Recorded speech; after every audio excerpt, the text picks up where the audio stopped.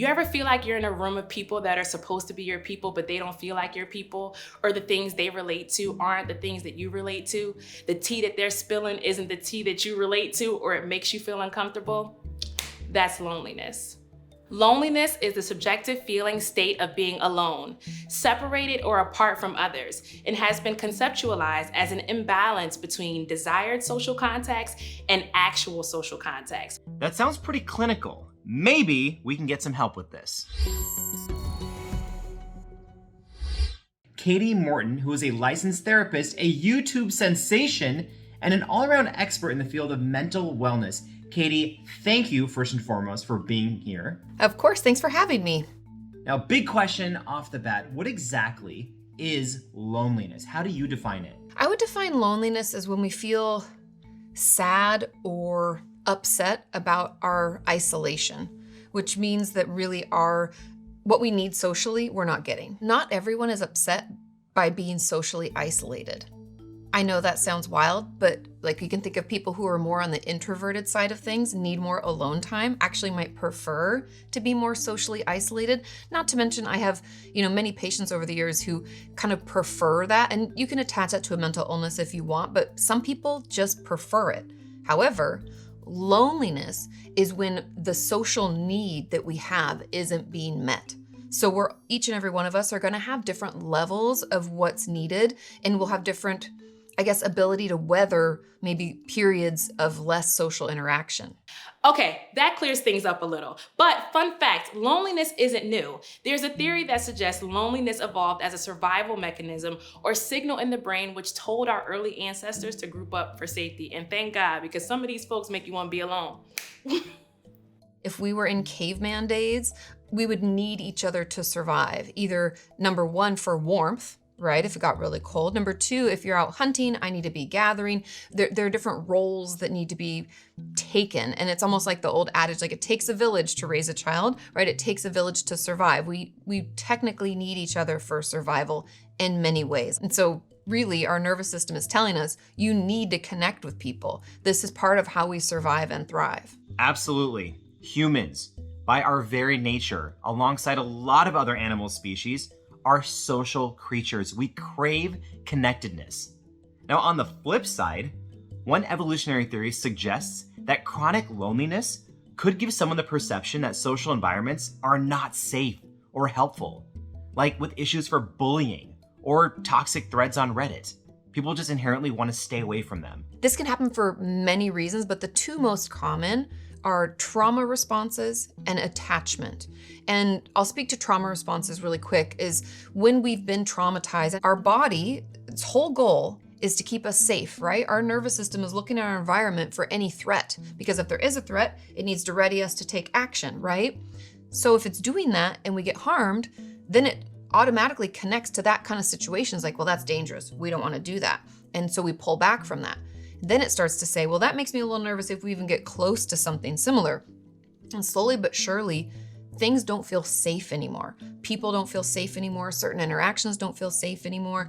And our world can get really small. And that can cause us to not want to engage. On that other end, the attachment piece, when we were first born, the first year of our life is very important for connection with a caregiver.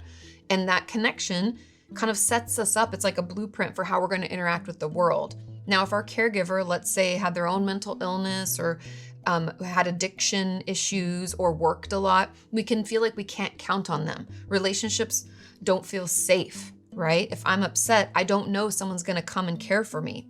Therefore, as I grow up and I want to go out and see people, I'm like, I don't want to do that. That doesn't feel good. I don't know if they're going to show up for me in the way I want. It can feel like a risk that we aren't sure emotionally we can handle. And we call that a paradox. Someone craving social interaction but feeling turned away by it at the same time. And that feeling can feel like an impossible trap. And even though loneliness is not a medical diagnosis, it can have very real effects on your health. Yeah, actually, when we have prolonged loneliness, what we're really talking about is that we're not getting any connection with other people. And what that does is it wears down our resilience, which is really just a fancy way of saying our ability to weather life's storms. Therefore, it can lead to increased depression, which I think we can kind of see that correlation pretty obviously, as well as anxiety. And then I've seen this online and with my patients over the years is it can increase our suicidal ideation as well as suicide attempts. And those health concerns are difficult to pin down because being lonely isn't a diagnosis you'll find in the DSM-5. Feelings of loneliness often present a challenge associated with mental health diagnoses like depression and anxiety, but it's not an actual diagnosis itself. In therapy, what that looks like is tracking the thoughts that we have.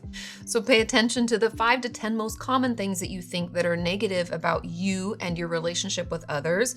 And then I'm going to work with you to try to put together what I call bridge statements, because we can't go from like dumpster fire island to like lollipops ice cream cone, right? We're not going to believe like everybody loves me. That's that fake it till you make it stuff statistically in research, but it doesn't work. So we're going to build a bridge between the two. And bridge statements are things like, it's possible that I'm not 100% correct that everybody hates me.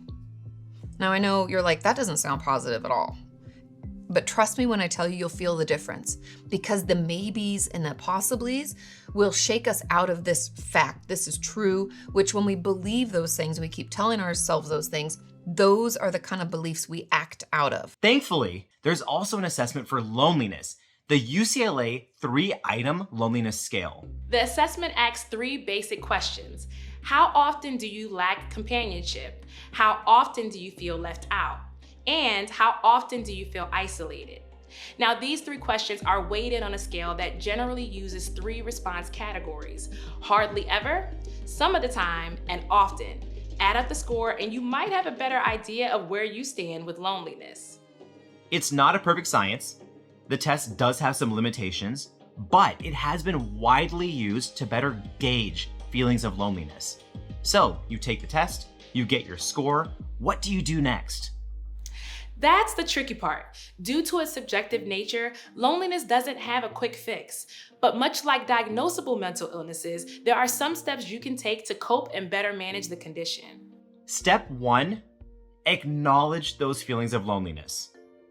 Though it might be difficult, try talking to a friend or family member about how you're feeling, and definitely consider talking to a therapist. I think that acknowledgement piece is really big. And I think for some people, it might be too big up front to be like, I'm lonely. I think the first step is to just assess your level of social interaction and how you feel about it. Just consider how you're doing. And if you'd like to do more, let's make an effort to try to do that. Maybe once a week, throw out a text or a call and try to get that scheduled. Step 2, let's talk about your phone and social media use. If you're scrolling through your accounts and feeling left out or inadequate, it's time to put down the phone. Many in the US and the UK view the increased use of technology as a major reason why people are lonely or socially isolated. And that's me. When I see people in Miami or Mexico, I'm like, take me with you. But that's not the belief held by everyone. In Japan, fewer people believe that technology is the issue. One of my favorite quotes is comparison is the thief of joy. And so it's like if we're looking out at other people doing all these amazing things, then we're thinking, well, I'm not doing those. And we can think poorly about ourselves, which can make it harder for us to reach out. You can see how it snowballs so quickly. And we can feel like I'm missing out, I'm not getting that, I'm not doing that thing. And we end up staying at home, not interacting at all. Step 3, volunteer. Get involved. Contributing to something bigger than yourself can improve your health and ease feelings of loneliness. Volunteering is a great way to not only give back to your community, but it's also like pre-set up connection. You get 2 in 1 when you volunteer. They always say like I always feel like I get more out of it than I give. And I think that that's probably why, we find volunteering to be so effective in treating loneliness, because not only are you connecting with other people, but you feel like you're a member of your community and you're able to impact it positively. It gives you all the good feels. Step 4, self-care. Now you've heard this from us many times in the past, and we cannot stress the importance enough. But a healthy diet, good sleep hygiene, exercise, sunshine, all of this will do wonders for your health. These are things that you can do to help with feelings of loneliness, but what needs to happen culturally to shift this alarming trend? What do we all need to do? Or is every successive generation just doomed to be lonelier and lonelier? I do know that younger generations are much more likely to report mental illnesses or struggles with their mental health than older generations, just due to beliefs and stigma, and even them being open to answering questions about that truthfully. Everybody working from home, I don't think is good. Essentially, we're encouraging people to not connect, and I know it might be easier and not everybody's able to do it, but for people who can return, I think it's good for us, like mental health wise. I know clothing wise and like stress and commute, it's not as nice and it's not as easy. But I think that's something that people can encourage at the workplace. Thought leaders and the people who are actually in charge of stuff like that can ensure that we are encouraging connection, support, all the things we've been talking about versus, just trying to whack-a-mole the bad things. So you're saying there's a chance, but it's gonna take a lot of work and a complete overhaul of some ingrained and sensitive cultural values. Remember, millions of people are dealing with loneliness, and how one person deals with loneliness could be completely different than how another person deals with it.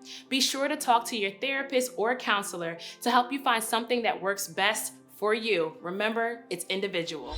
So Kati, thank you so much for all of your info and all of your tips. We hope that everyone leaves this with so much information about how we can all help each other with loneliness. So thank you again, Kati. Of course, thanks for having me, and just remember everybody, you're not alone in this.